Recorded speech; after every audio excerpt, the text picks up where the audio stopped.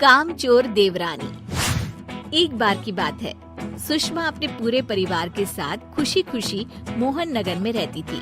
उसकी 2 बहुएं थी, पल्लवी और शिवानी। एक दिन दोनों बहुएं रसोई में काम कर रही होती है कि तभी उनकी सास सुषमा उन्हें बुलाती है। अरे बहू, जरा इधर तो आना। शिवानी, जरा जाकर देखना सासू माँ क्या कह रही हैं। दीदी आप ही देख लो ना जाकर, आपको भी तो सुनाई दे रहा है। अरे मैं आटा गूंद रही हूँ ना, तुम चली जाओ। हाँ तो मैं भी तो सब्जी काट रही हूँ ना दीदी। अरे बहू जल्दी आओ। ओह, ये तो जाएगी नहीं। मैं ही जाकर देखती हूँ कि क्या करना है। पल्लवी सुषमा के कमरे में जाती है। जी मम्मी जी, क्या हुआ? शाम को घर पर कुछ मेहमान आने वाले हैं, तो तुम अच्छा सा खाना बना लेना बहू। ठीक है मम्मी जी, आप बता दीजिए क्या क्या बनाना है और कितने लोग आ रहे हैं। सुनील की मौसी जी और उनका पूरा परिवार आ रहा है। कुल मिलाकर 3 लोग और हमें मिलाकर हुए 9 लोग। तो अभी से ही तैयारी करना शुरू कर दो। और हाँ, घर की सफाई भी कर देना, हाँ अच्छे से। जी मम्मी जी, सब काम हो जाएगा, आप चिंता मत कीजिए। पल्लवी शिवानी को घर में मेहमान आने वाले हैं इसके बारे में बताती है।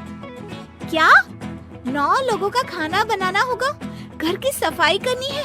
बाप रे, सासू माँ ने तो हमें घर की नौकरानी ही समझ कर रखा है।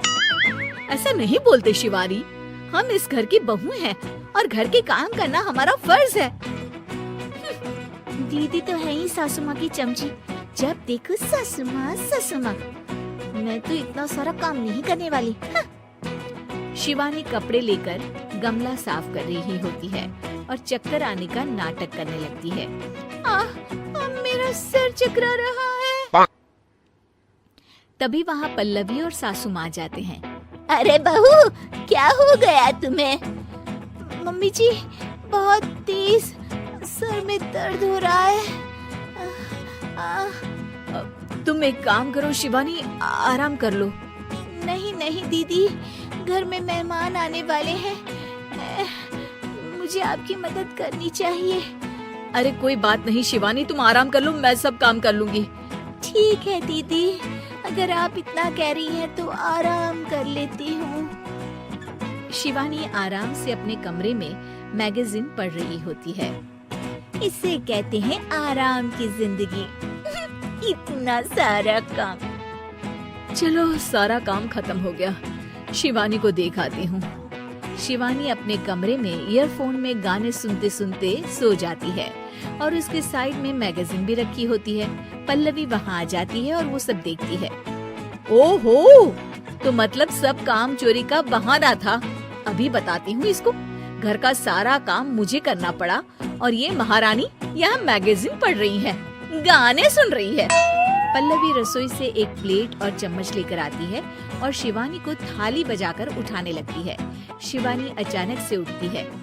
उठ गई महारानी, गाने भी सुन लिए, मैगजीन भी पढ़ ली। तुम तो बहुत बड़ी झूठी निकली शिवानी। तुमने सर दर्द का बहाना बनाया ताकि काम करने से बच सको। हाँ बनाया बहाना, तो क्या करती, इतने सारे काम करती।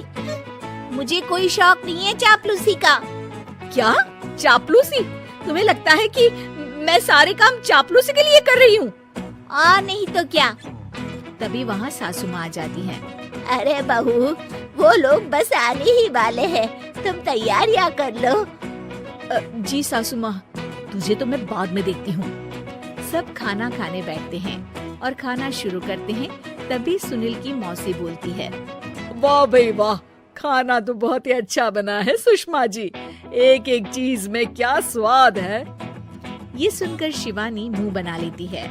उसे अपनी जेठानी की इतनी तारीफ रास नहीं आती। आपकी बहुएं तो बहुत ही अच्छा खाना बनाती हैं। हाँ, बनाती तो दोनों ही अच्छा है, पर आज ना ये सारा खाना बड़ी बहू ने बनाया है।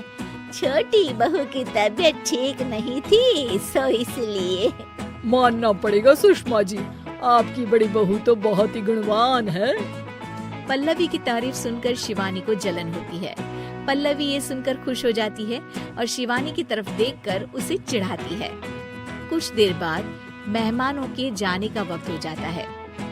मौसी जी सबके लिए उपहार लाई होती है। वो सबको शगुन के पैसे देती हैं और अंत में पल्लवी के पास आती है। तुम्हारे लिए शगुन का लिफाफा तो है ही, पर बहू तुम्हें एक और उपहार भी मिलेगा इतना अच्छा खाना बनाने के लिए। मौसी अपने सोने के कंगन निकालकर पल्लवी को पहना देती है। ये लो, ये मेरे मनपसंद कंगन है, अब से ये तुम्हारे हुए। धन्यवाद मौसी जी। ये देखकर शिवानी तो पूरी तरह से जल जाती है और गुस्से से रसोई में चली जाती है। तभी वहाँ पल्लवी आ जाती है और उसे अपने कंगन दिखाने लगती है। देवरानी जी, अब आपका सर दर्द ठीक तो है ना? मुझे लगता है कि अब सर दर्द शुरू हो गया होगा आपका।